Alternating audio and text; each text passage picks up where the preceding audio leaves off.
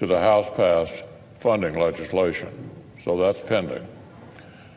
But we did so with an understanding that no further votes will occur until the President and Senate Democrats have reached an agreement to resolve this.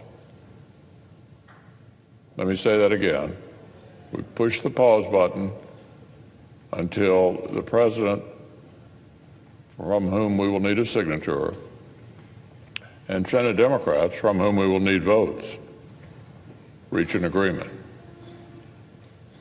No procedural votes, no test votes, just a meaningful vote on a bipartisan agreement whenever that is reached. And it's my hope that it's reached sooner rather than later. It is no mystery why securing our nation's borders is such a major priority for Republicans here in the Senate and Republicans over in the House and for President Trump. Any look at the plain facts leads to one simple conclusion. The crisis of security at our southern border is real. Over the past year, Customs and Border Protection's records of apprehensions and interdictions at our southern border are literally, Mr. President, staggering. 800 known gang members, a 50% increase over last year. Nearly 7,000 individuals with criminal histories, including weapons trafficking and violent offenses. More than double the levels of fentanyl, along with other illicit substances. So the report card is quite clear. America's borders are in crisis. These facts I've stated are not partisan facts. They aren't ideological. They're just facts. Just facts. They don't describe the Republican Party's version of events or the president's version of events. They describe reality. So one would think that securing our homeland, controlling our borders, and protecting the American people would be bipartisan priorities. Uncontroversial, common sense, bipartisan priorities, a core duty of any nation's government. And here's the interesting thing. Until very, very recently, Mr. President, that seemed to be the case. Back in 2006, Democrats were perfectly happy to support hundreds of miles of physical barriers along the border.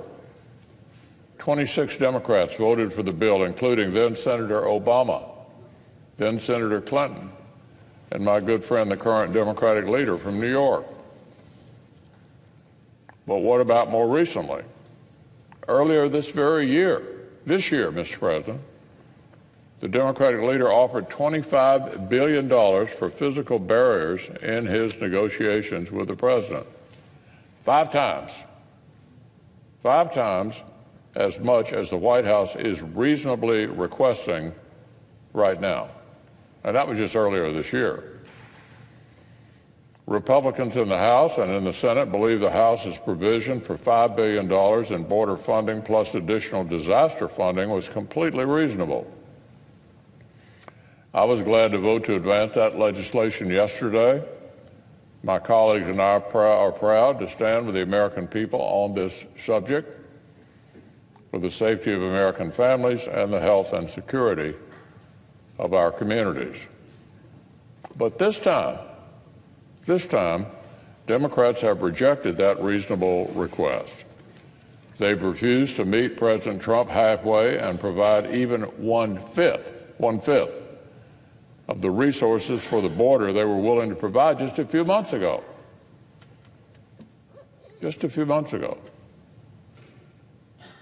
There's no bright line of principle that separates hundreds of miles of physical barriers in 2006 from new physical barriers in 2018. There is no major philosophical shift that made $25 billion for border security worthwhile just a few months ago, but makes a far more modest investment of $5 billion immoral, and unacceptable today? No, Democrats haven't rejected the president's request and invited this partial government shutdown because of some principled objection that they just discovered in the last few weeks. It's not some principled discovery they've just made in the last few weeks. They brought this about because they're under a lot of pressure. We all know this, from their far left, and feel compelled to disagree with the president on almost anything, and certainly this. So that's where we are, but we don't need to be here for long. In order to get us out of this mess, a negotiated solution will need to check these boxes. It's really simple, Mr. President, really simple. It will need the support of 60 senators, which will obviously include a number of Democrats. It will need to pass the House, and it will need a presidential signature. That's how we make a law in this situation. 60 votes in the Senate, majority in the House, and President Trump's signature. That's what's needed. That's what will end this regrettable episode. Reopen the lapsed portions of the federal government and produce the investment in border security that our nation really needs. So I'm glad that productive discussions are continuing at this hour between my friend, the Democratic leader in the House, and the White House. When those negotiations produce a solution that is acceptable to all of those parties, it will receive a vote here on the Senate floor. We arrived at this moment because President Trump has been on a destructive two-week temper tantrum, demanding the American taxpayer pony up for an expensive and ineffective border wall that the president promised Mexico would pay for. Make no mistake, the Trump shutdown is not about border security. All of the proposals we've made contain over $1 billion in new border security money, the same amount allocated last year by both parties, and even the president agreed to.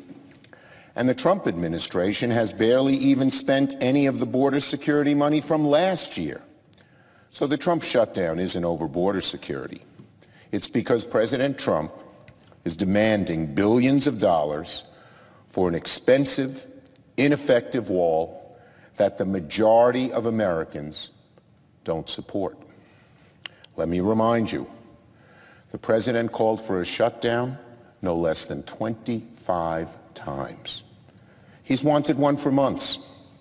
In our meeting in the Oval Office, President Trump said he would be proud to shut the government down.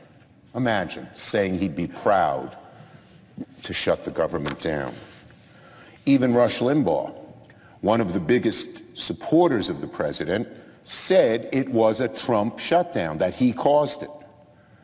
He said, quote, this is Limbaugh speaking, "The president wants you to know it's money for the wall or nothing.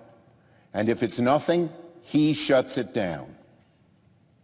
Just 2 days ago, the Senate unanimously agreed to a proposal by Leader McConnell to keep the government open through February. It wasn't exactly what Democrats wanted. We thought it should be longer. But we agreed because we wanted to keep the government open. And all indications were that the president would sign the bill.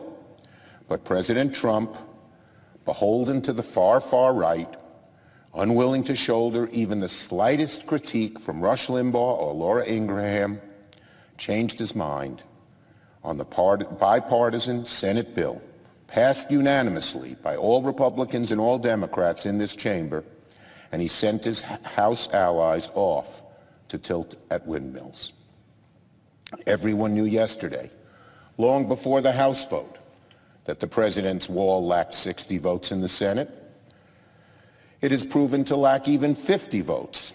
It will never pass the Senate. Not today, not next week, not next year. So, Mr. President, President Trump, if you want to open the government, you must abandon the wall. Plain and simple. The Senate's not interested in swindling American taxpayers for an unnecessary, ineffective, and wasteful policy. What we do support, Democrats and Republicans, is real, effective border security, but not a wall. The wall is President Trump's bone to the hard right people. It's no way to spend $5 billion for a political bone. I've heard the president and his allies in the media say Democrats don't support border security. Nothing could be further from the truth. Democrats have always been for smart and effective ways to secure our border. We're pushing for technology like drones and sensors and inspection equipment. Every single proposal we made to the president included $1.3 billion for border security. The Trump shutdown provides $0 for border security. I have never supported a border wall, and I challenge anyone on the hard right to find a time when I or any expert has supported a wall like what the president has proposed. So, where do we go from here? Well, 3 proposals are on the table. 2 by Democrats, Leader Pelosi and I. 1 by Leader McConnell, each of which would reopen the government and provide $1.3 billion in border security. We're also open to discussing any proposals with the president, as long as they don't include funding for the wall. But in order for an agreement to be reached, all 4 congressional leaders must sign off, and the president must endorse it and say that he will sign it. Leader McConnell must agree. Speaker Ryan must agree. They cannot duck responsibility. Leader McConnell still controls this chamber. Speaker Ryan controls what reaches the floor of the House. They are essential to this process. Leader McConnell can't duck out of it. He knows that. Of course, Leader Pelosi and I must agree. And most importantly, the president must publicly support and say he'll sign an agreement before it gets a vote in either chamber. We don't want to go through what we went through a few days ago. Both Leader McConnell and I have agreed that qualification for a specific reason. Repeatedly, the president has privately agreed to a deal with congressional leaders only to reverse himself when criticized by the far right. We can't have another situation when the president signals support at first, but then reverses himself, which is precisely what caused this shutdown in the first place. If Leader McConnell, Speaker Ryan, Leader Pelosi, and I agree on a solution, and the president says he'll sign it, we can end the Trump shutdown immediately. Discussions continue among the members of our staffs. The Republican leader and I will update the Senate on the status of those talks once progress has been made. I yield the floor and note the absence of a quorum. Kenny G. Hey, you know how you go Christmas shopping at the mall during the holidays and it's crowded and stuff? Do you know that? And then it's hard to find a parking space and things. I hate that. You probably hate that too, right? Okay, let's get jolly with Sleigh Ride on Santa 1099. That was ridiculous. Yes, it was. Your delivery was ridiculous. I know I sent you an email about talking about the parking lot. That doesn't mean you just walk through the Because it's stupid. Every bad DJ is talking about parking lots. You need to sell it. You need to think about what it's like for you to be in a crowded parking lot. Put yourself there, okay? You need to relate and be enthusiastic, but calm, and soft, but louder, but kind of in the middle. Was I jolly enough? Hold on a second. Our research is showing you're 42% less jolly than you should be. What do you research? What do you... Yeah, just did a likability focus group on you, and they hate you. Well, not feeling really jolly now. I mean, I used to be somebody, and now I'm working at this crappy station, and you call me every break and you tell me what to do. That's right, because you can't grasp it for yourself. I'm the boss, and I know what we need to do to own the angry people in parking lot at malls at Christmas shopping demographic. We need to have these people coming back after the holidays. They're only going to do that if you're both calm and happy. Okay, nobody's gonna come back after Christmas because we start playing all this crappy music, and nobody cares about the crappy music. Look at it this way. I'm Santa, okay? You are Santa's little helper. Get it? Santa has a lot of kids and stockholders to make happy. Don't ruin Christmas. All right, hold on just a second. Things we remember all through our life. His wonderful things are the things we remember all through our life. All right. There it is on Santa 1099. Your home for the holidays. Hi, I'm Chris Kringle. And don't forget about the rest of the year here on Santa 1099 when we're called Easy Variety 1099. You're going to love it. We play only the best music from Anne Murray and the best music from the Dave Clark 5 and Yanni and only the biggest hits from Men Without Hats. But now, more Christmas favorites with the Beach Boys. You better watch out. You better not cry. Only the best music from Men Without Hats and Yanni? And the Dave Clark 5. Is there a good song? And who thinks of the Beach Boys when they're thinking about Christmas music? It's Christmas music, man. Nobody's thinking about the Beach Boys. Think about kicking back on a nice beach chair with a Do you towel. know anybody who has the Beach Boys Christmas album? Have you ever walked into somebody's house and they're playing the Beach Boys Christmas album? People have said in the past that they like the Beach Boys and they like Christmas. We've combined the two. And then we take them from the Beach Boys and we tell them, hey, make sure you stick around because Anne Murray is going to be happening after the Christmas music? I mean, nobody listens to that stuff. But that's why we have to talk about it. Do you realize we are the #1 station during the holidays because of this, what is it, Christmas or? Yeah, and? Well, the rest of the year we average 14 listeners a day. 14 listeners in an entire day.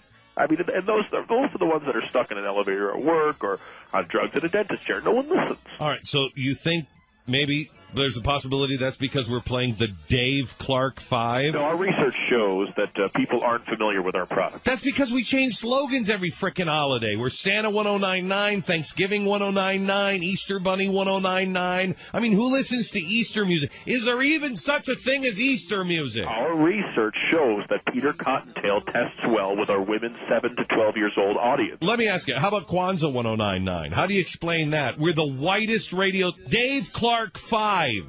And you put Kwanzaa music on? Have you ever heard Dave Clark 5's version of Happy Kwanzaa? No, I haven't. I it's haven't. all about diversity, Chris Kringle. Research shows that diversity is one of the public's favorite words. Okay, all right. Shut up. Hold on. This song's over. Okay, remember, jolly. Throw in a ho, ho, ho. Relate to the parking lot people. What? Make it jolly. Bowl full of jelly. Mistletoe. Hold on. Stockings held by the Quiet. There it is on Santa 1099, your home for the holidays. Hi, I'm Chris Kringle. Ho, ho, ho, ho, ho, ho. Hey.